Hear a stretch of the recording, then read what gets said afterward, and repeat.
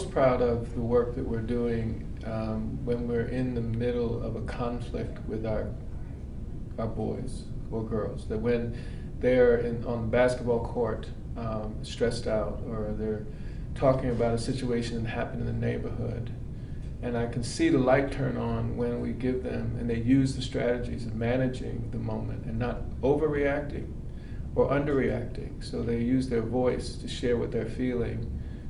I get excited by that. I get excited by when boys on the basketball court can take what usually is a way to retaliate and instead find a way through the game, because of our connection with them, to manage their anger and see the others on the court as brothers too.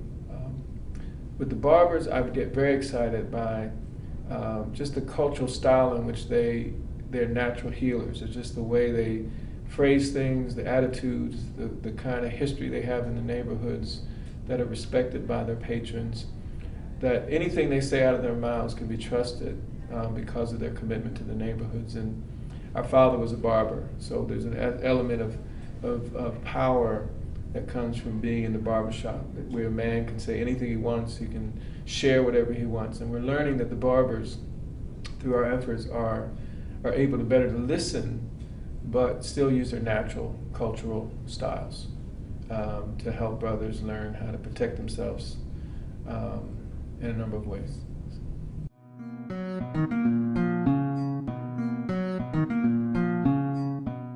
One of the great challenges we have is recovering the humanity of our children, restoring their child status, restoring their basic dignity, and confronting the politics of fear and anger that have generated these policies, which have been so devastating to poor and people of color. You know, in an era when you're afraid and when you're angry, you can do all kinds of damage. You know, every instance of horrific human rights violations, whether you're talking about genocide or whether you're talking about mass murder, has at the core of it fear and anger.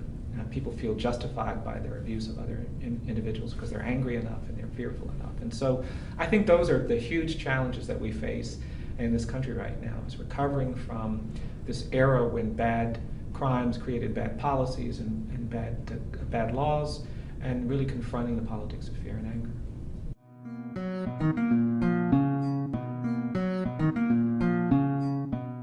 I really do think that we don't talk enough in policy work and in social justice work and in community work about kind of a love dynamic, a dynamic that actually gets people to feel embraced and supported and held up, even when they fall down, even when they make mistakes. And I actually don't think we can do meaningful interventions with children without being mindful of that. Mm-hmm. And you know, I think talking and presenting with Howard gives me space in ways that I don't have in any other context to talk about you know, him as somebody who I love and who has supported me, and the relationship that has, I mean, it's made the work that I do possible. And I think that's an important part of this conversation. You know, in the civil rights movement, people understood that they were standing together, and it was brother and sister, and it was, you know, it was a critical familial dynamic. And I think that's really important. And the second thing, for me at least, is kind of putting things in a broader historical context. I think we have a lot more strength and a lot more power, a lot more resources than we think we have when we don't look back and sometimes appreciate what we've already accomplished. Bryan and I often talk about the game of racial craziness, that it's nice to have somebody who can say, is this system really ganking our kids, you know, and ganking us in a way? And so there's a conversation that I'd like our kids to get, is learning how to navigate that game, to see how that they're pawns in a different script that they can flip if they're aware of it. And our conversations are often just illuminating of that matrix of craziness, a healthy suspicion about race. But the idea, how do you help young people to have their own stories? Like we tell stories. There's an African proverb that says, "The lion's story will never be known as long as the hunter is the one to tell it."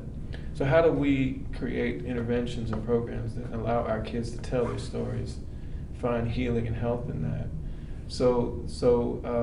And learn how to navigate this game. And it has to start young. It can't start later.